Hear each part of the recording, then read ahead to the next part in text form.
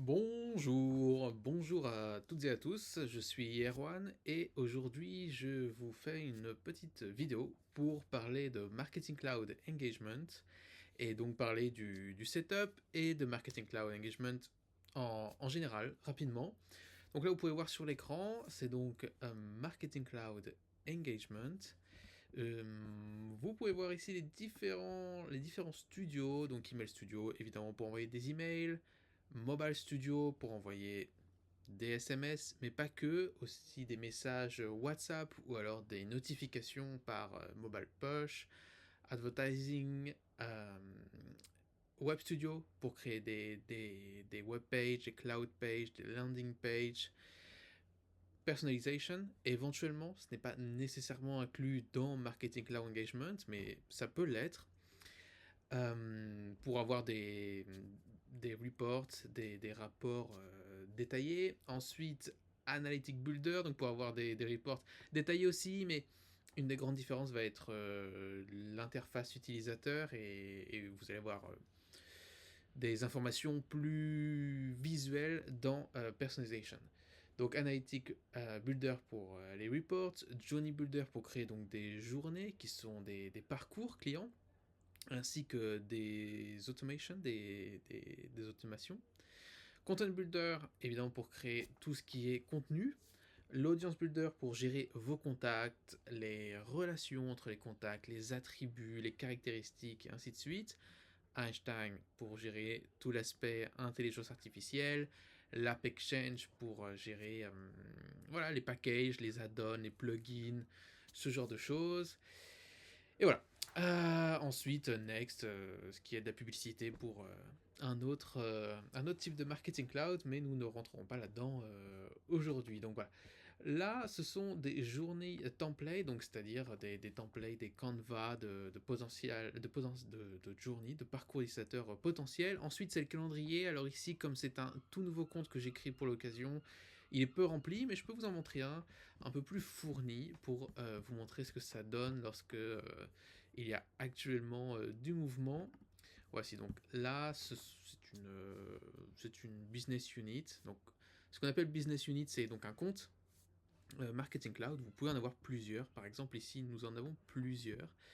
Donc, nous avons Northern Trial Outfitters et aussi celui donc, pour enfants et ainsi de suite. Et donc, chaque business unit, donc chaque compte, a son MID, qui est donc l'identifiant du compte, qui est un petit peu comme l'org ID, si jamais vous utilisez déjà Sales Cloud. Ok.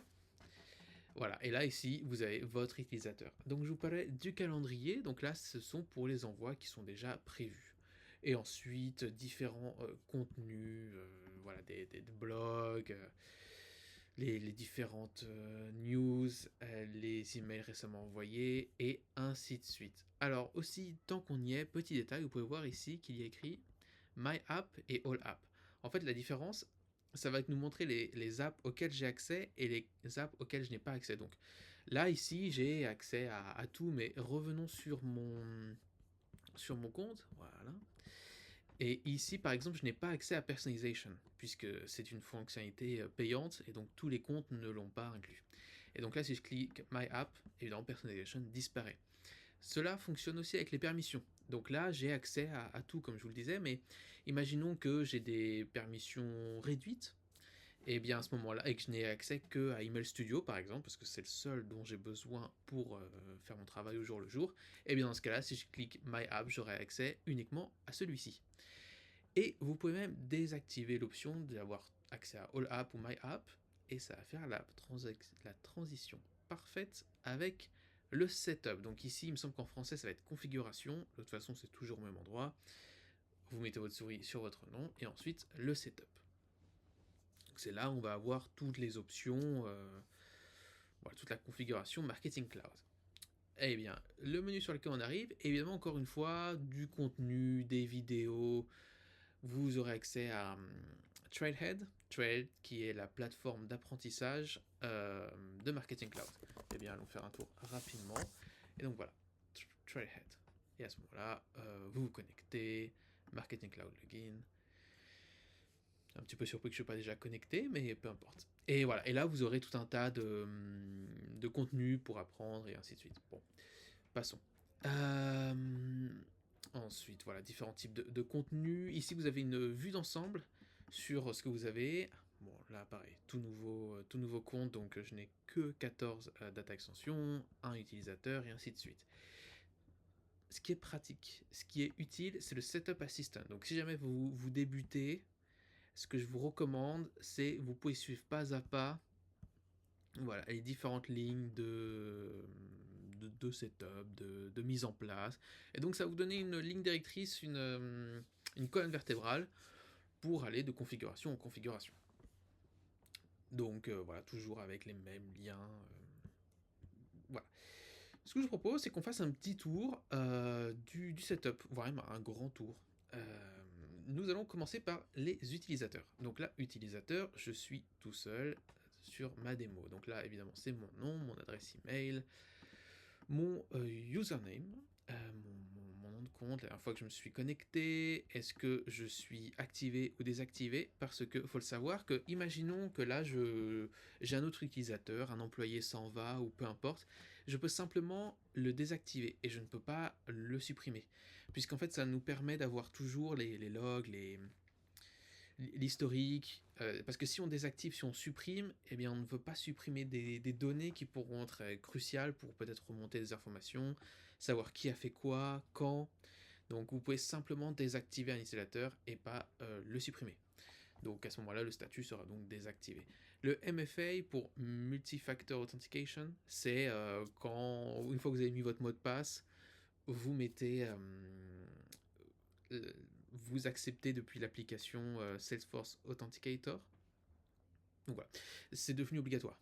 Donc je vous invite à... Voilà, c'est obligatoire.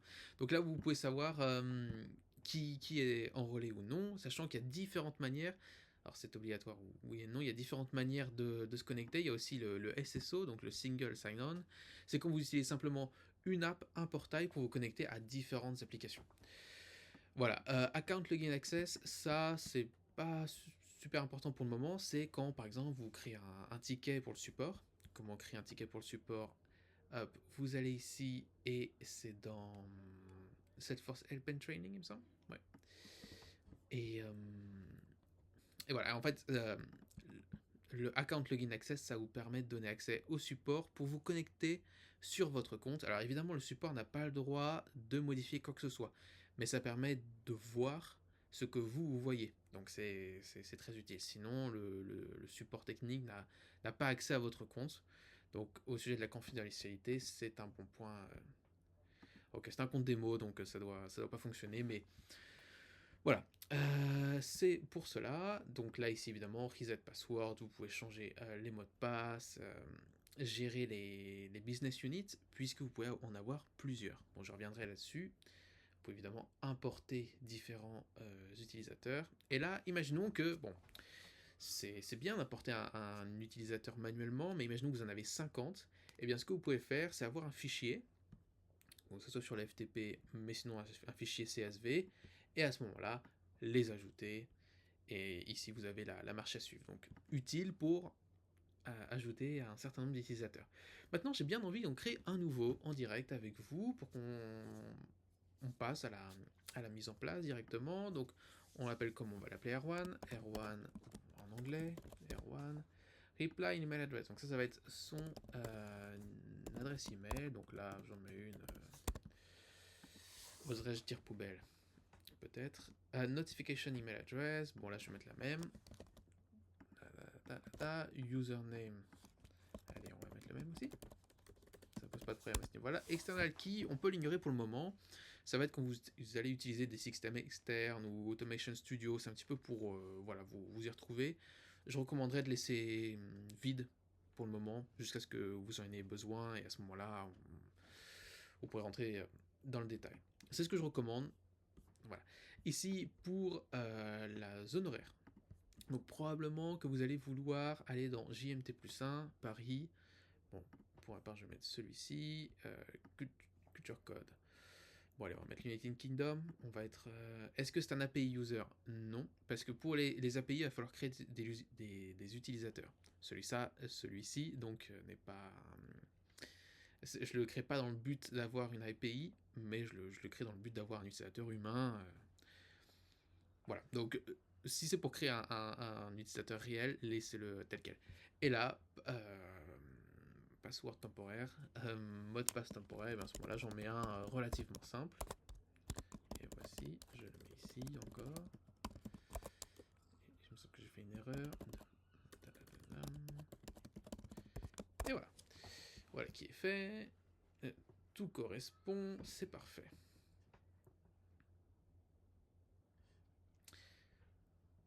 Et voilà, est-ce que j'ai bien cliqué? Voilà, save successful. Donc là, il est heureux. Maintenant, il me dit, petit point de détail, il me dit to send email from this domain, request a verification for this domain. Donc là, en fait, vous voyez, ici, ce n'est pas vérifié. Donc, on peut le faire. Et on peut le faire, c'est tout à fait possible. Par ailleurs, regardez, comme je vous avais dit, Grant Account Logging Access, si jamais ça c'était mon utilisateur réel, je clique ici. Voilà. Et là, c'est pour donner accès au support, donc 30 jours, 90 jours. Je vous recommande de le faire, puisque ça vous ferait gagner du temps, puisque le support, généralement, le demande et préfère l'avoir. Ok, je reviens à nos moutons. Ici, c'est non vérifié. On peut continuer notre vie sans. Cet utilisateur peut très bien maintenant créer son compte et avoir zéro problème avec ça. C'est simplement si on va vouloir envoyer des emails avec cette adresse email. Et pour ce faire, je clique sur Verify. Et là, sur cette adresse-là, je vais recevoir un email me disant OK, Marketing Cloud veut vérifier cette adresse-là pour envoyer des emails. Alors maintenant, ça va nous envoyer des emails, mais ceux-là seront non authentifiés potentiellement. Par exemple, ici, c'est pm.me. Et donc, sur ce compte-là, je n'ai aucune adresse enregistrée. Donc, quand je dis enregistré, c'est-à-dire que je n'ai pas de subdomain, je n'ai pas de private domain, je n'ai pas de domaine authentifié. Bon, là, je vais un petit peu loin, mais on en reviendra potentiellement plus tard.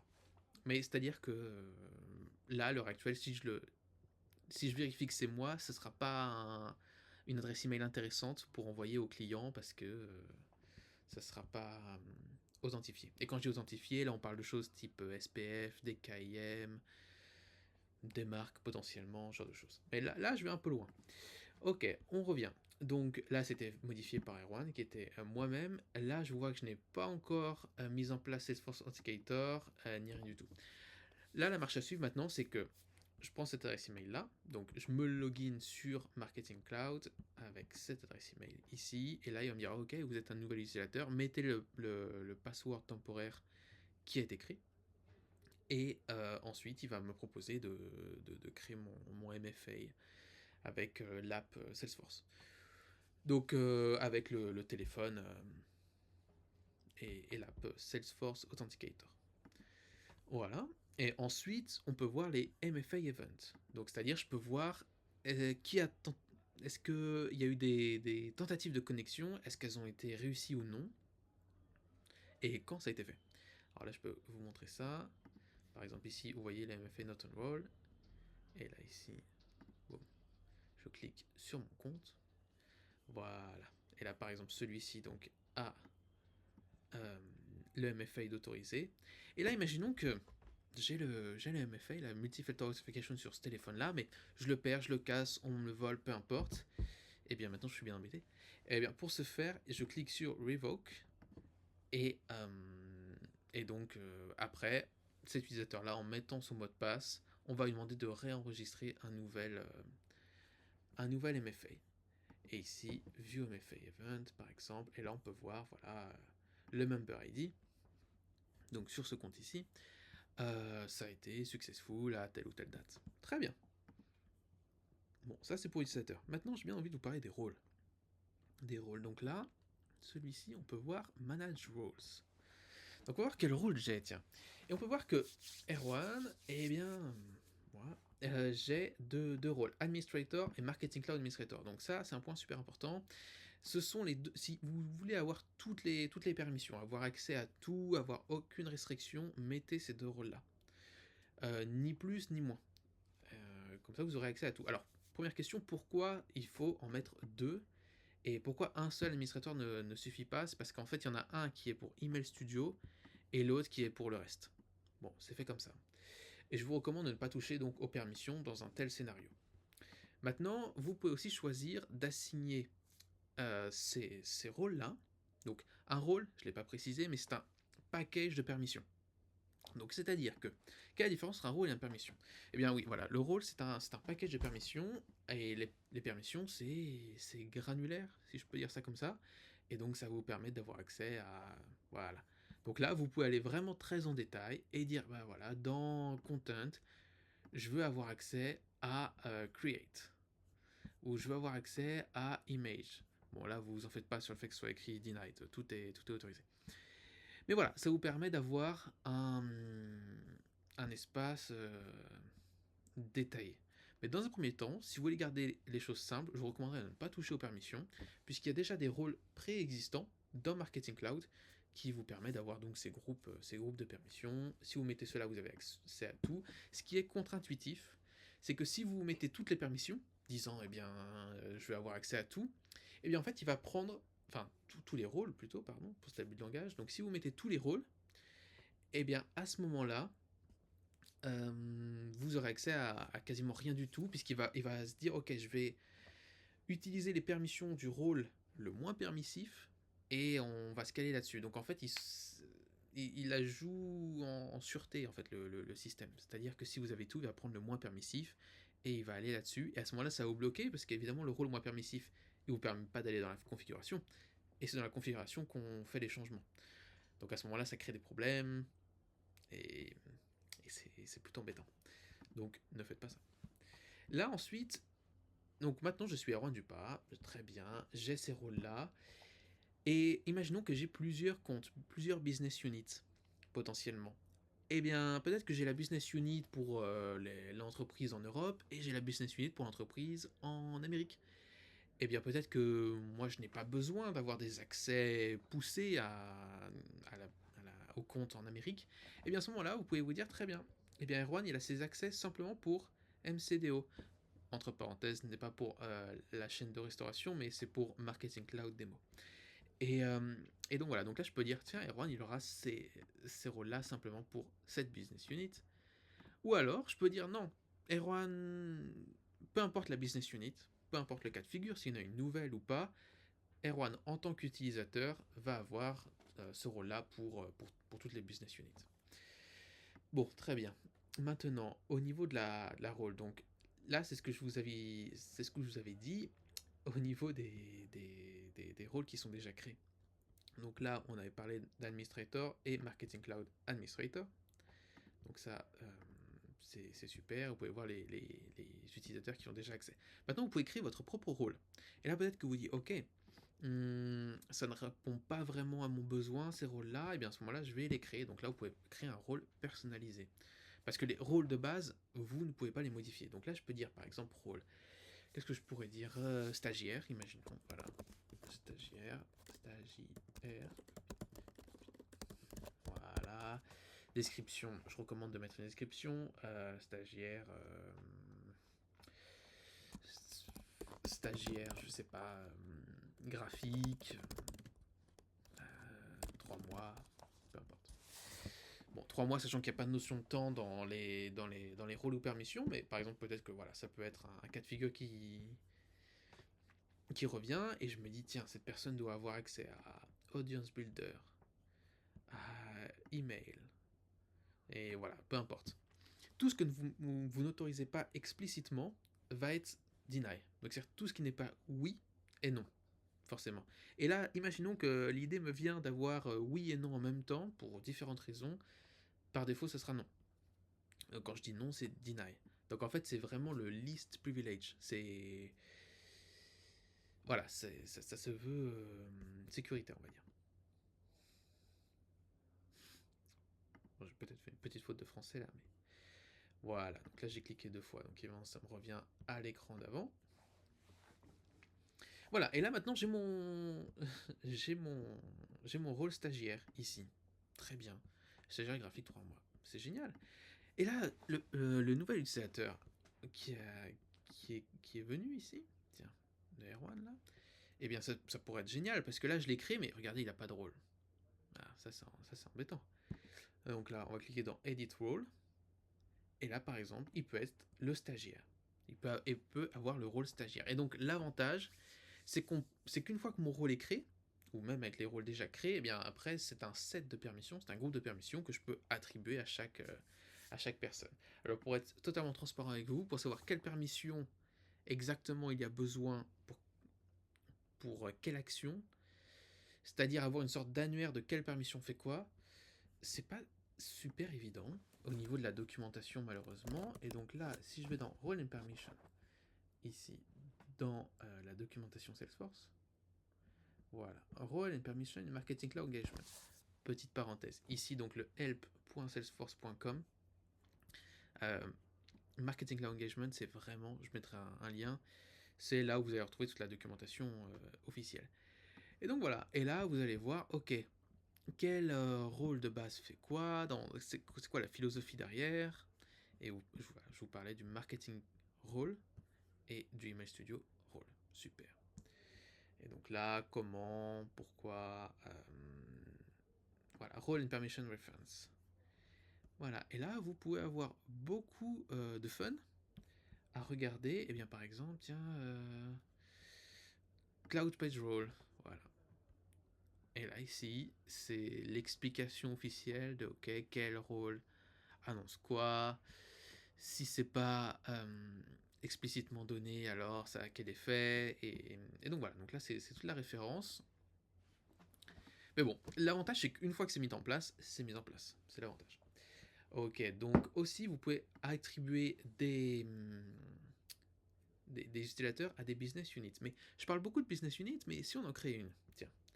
Donc là, j'ai celle-ci avec 2 utilisateurs, génial. Et bien j'ai envie d'en créer une nouvelle. Voilà. Donc une nouvelle business unit, on va l'appeler comment? On va l'appeler peu importe. Et bien on va l'appeler littéralement peu importe. Voilà. External key, encore une fois, je pense pas que ce soit nécessaire. Description, et bien une BU pour Business Unit de test. Voilà, Time Zone London, je suis très content. La Business Unit par an, et bien à ce moment-là, ça va être celle qui sera donc au top. Ça a des implications pour un certain nombre de choses. C'est un peu la BU mère. Voilà, on utilise ce genre de relation entre les Business Units.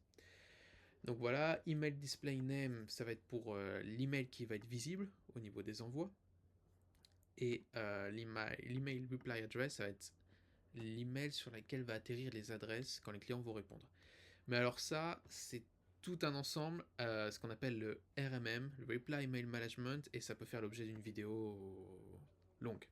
Mais peu importe. Donc là, simplement pour qu'on puisse continuer, je vais remettre mon adresse email, et j'y prêterai pas trop attention pour le moment. Voilà. L'adresse physique, l'adresse postale, et là on peut demander à ce que ça soit la même que pour la BU par an.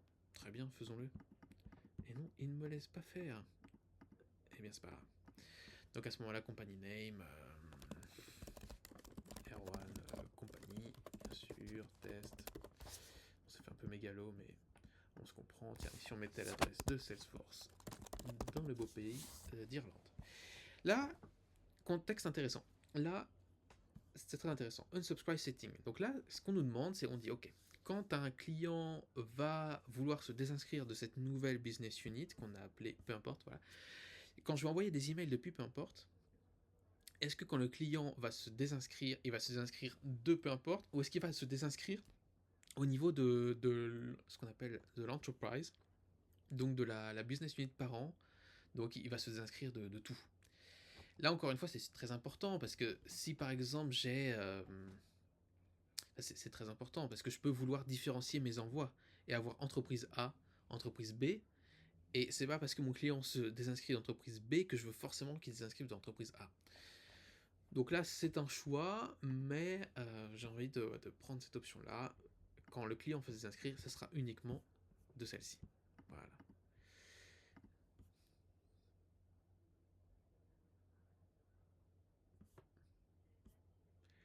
Il n'est pas rare que ça mette quelques petites, voire longues secondes avant que tout ça...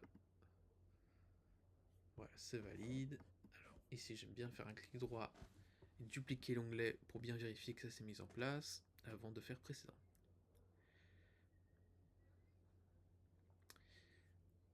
Ouais. Est-ce qu'il a bien pris en compte notre business unit? Oui, elle est bien là.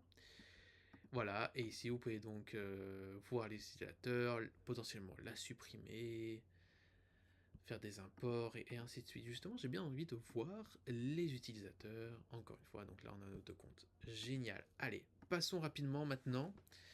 Donc Data Management, donc là ça va être le FTP account. Donc ça va être ici que vous allez pouvoir connecter votre compte FTP. Donc vous allez avoir des utilisateurs ici. Encore des utilisateurs qui vont être différents des utilisateurs qu'on a créés auparavant. Donc là, si vous cliquez sur Create User, ici je vais avoir donc mon adresse email que je peux très bien changer ou pas. Là, ça va être un nouveau mot de passe que je vais moi-même entrer. Et donc, ça me. Bah, faisons-le. Allez. Hop. Voilà. Et non, il me demande minimum 12 caractères. Très bien. Ça va juste mettre un petit peu plus de temps à écrire. Voilà. Et évidemment, on le retape pour être sûr qu'il n'y a pas de faute de frappe. Magnifique.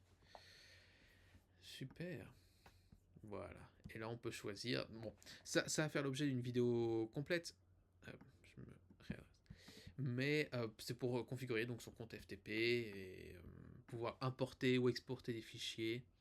Il y a d'autres manières de le faire. C'est l'une des manières de faire ça. Voilà, email list, ok, et ainsi de suite. Voilà. Donc là, j'ai mon FTP username, j'ai mon user qui est donc uniquement pour le FTP account. Ok, génial. Bon, passons rapidement là-dessus.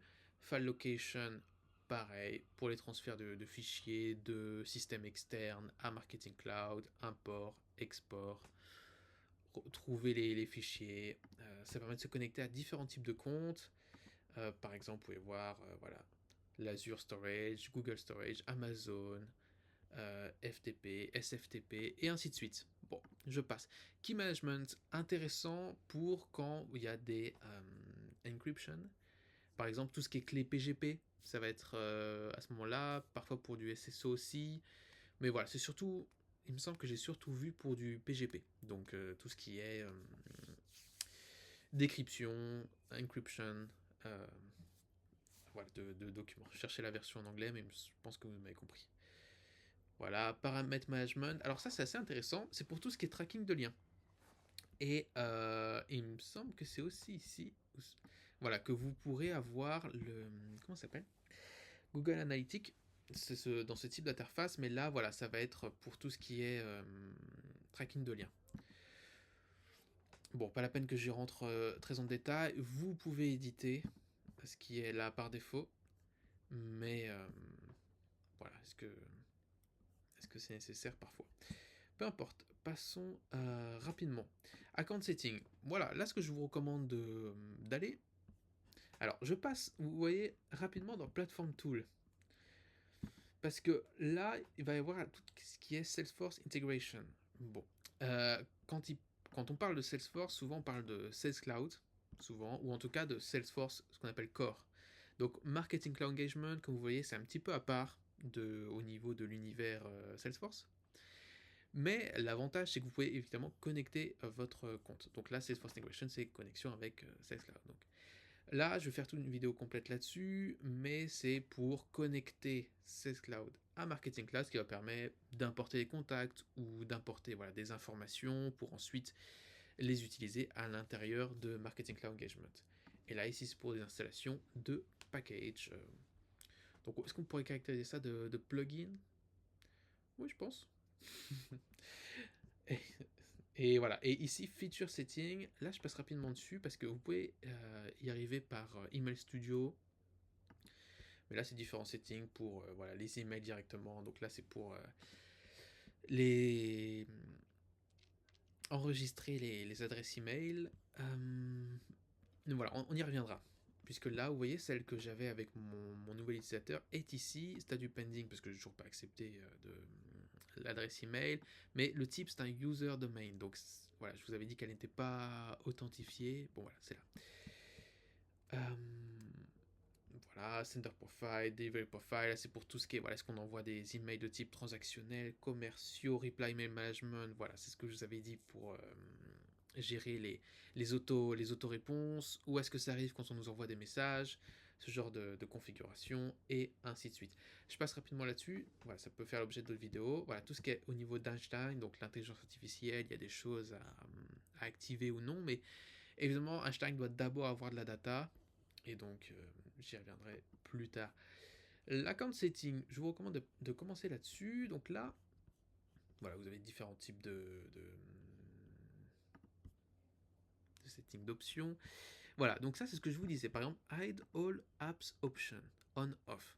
C'est un point de détail, honnêtement. Si je le fais on, eh bien, ce que vous voyez au début, voilà, ici, my app, all app, ce ne sera plus, j'aurai plus l'option. Eh bien, on peut le faire. Hide all app option, donc ça sera par défaut my app. Voilà, donc là je viens de faire. Il vient de me dire qu'il y a une erreur, mais c'est pas grave. Génial. Et ici, voilà, il n'y a plus l'option. Donc évidemment, il me dit qu'il y a une erreur, mais voilà. On s'en fiche parce qu'en réalité, il n'y a pas eu d'erreur, ça a bien fonctionné comme il fallait. Et maintenant, je n'ai plus accès, comme vous le voyez, à Marketing Cloud Personalization. Donc c'est bien My App qui est vu par défaut. Honnêtement, c'est de l'esthétisme plus qu'autre chose. Voilà, je le remets sur off, receive product alert, là c'est pour recevoir des emails de la part de Salesforce ou voilà. Je vous recommande de le laisser par défaut comme c'est. Enable Social Studio. Bon voilà, Social Studio ce n'est plus quelque chose qui est proposé dans Marketing Cloud, c'est plus quelque chose qui est à jour, donc pareil, c'est un point de détail honnêtement. Voilà, Enable Social Studio. Comme on peut le voir, ça ne change rien. Voilà. C'est la même chose. Voilà, ça c'est assez intéressant. En fait, c'est Enable Contact to Business Unit Mapping, Establish Contact on Business Mapping. Là, c'est pour quand les clients vont vouloir se désinscrire. C'est ce que je vous disais. Au niveau du. S'ils veulent se désinscrire d'une business unit, d'un compte, est-ce que ça affecte toute l'entreprise ou non? Bon, je vous recommande de laisser off par défaut. Voilà, account name, voilà, on l'a. L'account ID, c'est ce que vous retrouvez ici, le MID, email reply address, donc ça c'est mon adresse email. Voilà, ça va être utilisé pour content builder, nombre d'utilisateurs, maintenant c'est. Enfin, nombre de business units, maintenant c'est 2, nombre d'utilisateurs, maintenant c'est 2. Ça va être pour tout ce qui est alors, développement marketing cloud ou API.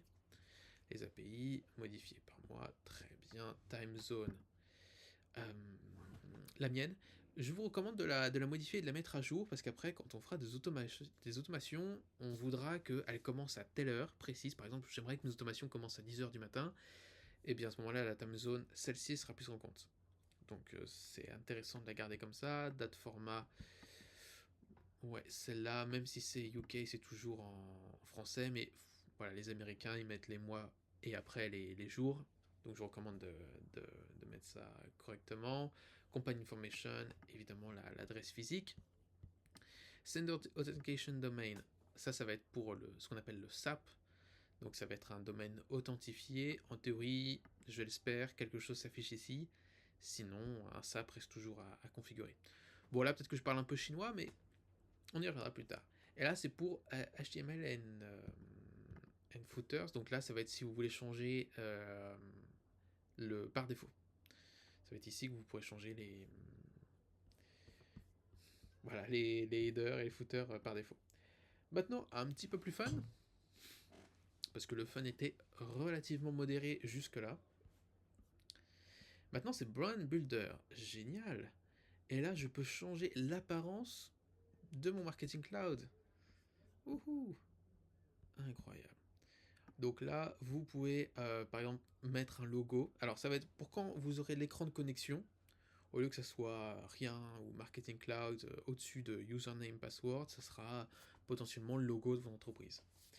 Et là, ici, vous pouvez changer Soyons fous, les quelques couleurs, par exemple, voilà, ici, vous voyez du orange, du blanc, et bien vous pourrez modifier cela.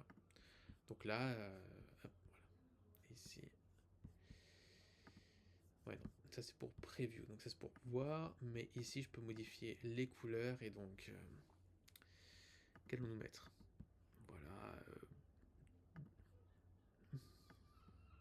mettons du bleu, peut-être?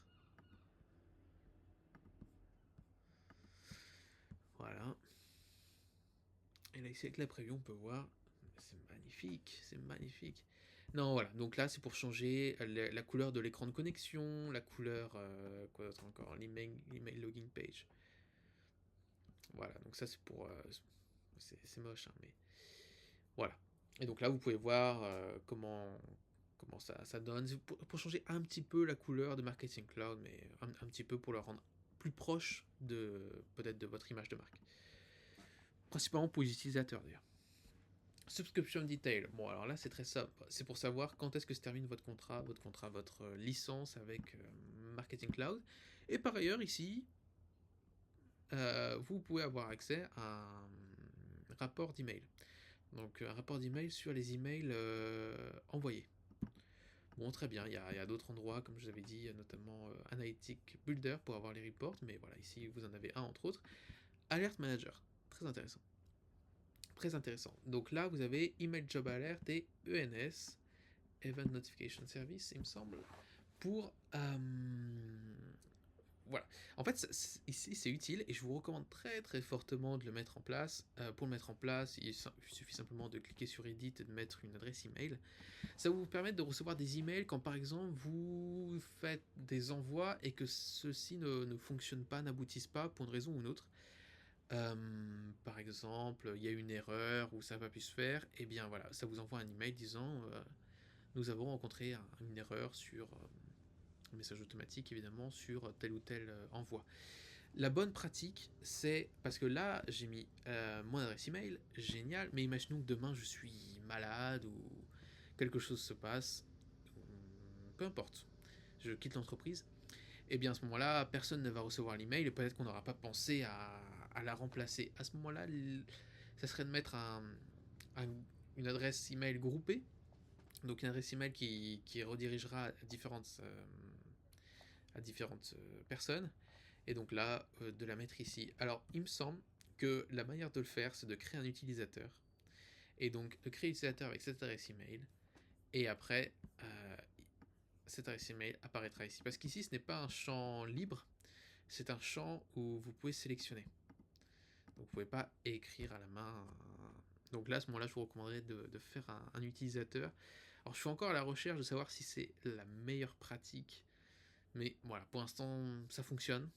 Donc vous pouvez faire ça. Mais est-ce la meilleure pratique? Là-dessus, j'ai un doute. Security setting. Alors là, c'est du classique, mais du nécessaire quand même. Là, c'est pour tout ce qui est mot de passe et ainsi de suite. Donc là, session time out, c'est pour à partir de combien de temps, voilà, sans que je touche au site, je suis déconnecté. Est-ce qu'on veut du HTTPS? Évidemment. Euh,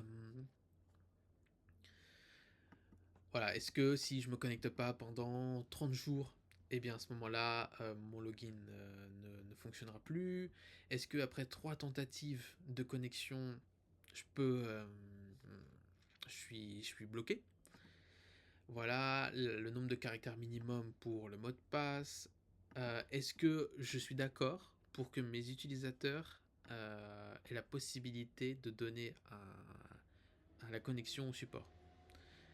Ou est-ce que non? Alors là, c'est super intéressant. Restrict logging by IP address. Alors là, par défaut, c'est non. Donc c'est-à-dire que on s'en fiche un petit peu de l'adresse IP. Enfin, complètement, c'est-à-dire que ce n'est pas, il suffit d'avoir le mot de passe et le MFA. Par contre, si vous mettez que oui d'une manière ou d'une autre, alors après ici ça sera dans le IP allow list, et là à ce moment-là, faudra mettre d'adresse IP et ainsi de suite. Donc créer. Pour tout ce qui est, si jamais le sujet vous intéresse, quelque chose de très important, c'est IP Allo List. Voilà, ici on a répertorié, puisque vous êtes sur différents stacks. Donc pour savoir sur quel stack vous êtes, par exemple, vous pouvez simplement regarder l'URL, et là je suis sur le stack 4. Généralement, vous serez sur le stack 50 ou 51 probablement. Et à ce moment-là, pour savoir les adresses IP, Salesforce ou ceux dont vous aurez besoin, ceux qui sont connus, eh bien vous pourrez aller ici. Regardez. Et là, par exemple, bon, je suis sur le stack 4, qui est généralement plus américain. Et là, ici, j'aurai toutes les adresses IP liées au stack 4. Intéressant. Et là, si vous êtes sur le stack 51, par exemple, ça sera ici. Donc là, c'est une range d'IP. Évidemment, ça ne s'arrête pas là. Après, vous avez tout un tas d'autres adresses IP, de différents genres, pour les API, pour le FTP, et ainsi de suite. Donc, c'est ce que je vous disais. Là, si on touche à rien, les adresses IP, c'est pas du tout un problème. Maintenant, si jamais vous voulez mettre en place ce système d'autoriser simplement certaines adresses IP ou pas, ou alors si vous avez un système interne qui nécessite de connaître les adresses IP à autoriser, à allow list, à ce moment-là, je vous conseille d'aller sur cet article pour le trouver. IP Address for Inclusion on allow list, Marketing Cloud, Engagement, etc. Ok, bon, donc celui-là on le laisse tranquille. Voilà, ensuite, au niveau du mot de passe, la complexité, est-ce que j'autorise les personnes à réutiliser le mot de passe qu'ils avaient avant? Et si oui, à quelle fréquence? Par exemple, est-ce que je vais dire à l'utilisateur, ah, tu as utilisé ce mot de passe 2 fois auparavant, je vais pas te le laisser, à partir de quand j'oublie le mot de passe d'avant, et ainsi de suite. Voilà, différents paramètres, ici tout ce qui est pour le SSO, donc le metadata, et ainsi de suite, et Enforce Export Email AO List. Là, pareil, très intéressant. Est-ce que je veux pouvoir contrôler quelle adresse email peut recevoir des communications par email? Quand je dis des communications, c'est plutôt des exports de données. Voilà. Donc, par exemple, là j'autorise tout, mais est-ce que je veux autoriser simplement, par exemple, que 2 ou 3 adresses email qui peuvent recevoir des fichiers? Voilà, au niveau de la sécurité, ça peut être intéressant. Et voilà. Et ici, on a tout ce qui est domaine allow list. Voilà, donc c'était une vue d'ensemble au niveau du setup, on peut dire de la mise en place potentiellement de Marketing Cloud. Il nous en reste encore beaucoup euh, pour tous les différents studios ici, tout ce qui est mise en place des domaines. Mais voilà, c'était une vue d'ensemble. J'espère que vous avez pu apprendre quelque chose. Si oui, dites-le moi. Si vous avez des questions, n'hésitez pas. Surtout n'hésitez pas, parce qu'il y a tellement de paramètres, voilà, de potentielles mises en place, de questions, de doutes. Ouais, c'est un système qui est quand même relativement complexe. Donc, ouais, une fois que c'est mis en place, c'est très puissant, mais la prise en main peut être un petit peu compliquée au début. Voilà, donc n'hésitez pas si vous avez des questions. Je ferai évidemment d'autres contenus là-dessus. Et je vous dis à très bientôt. Merci pour votre écoute. Et non, ce n'est pas là qu'on arrête l'enregistrement. Merci pour votre écoute.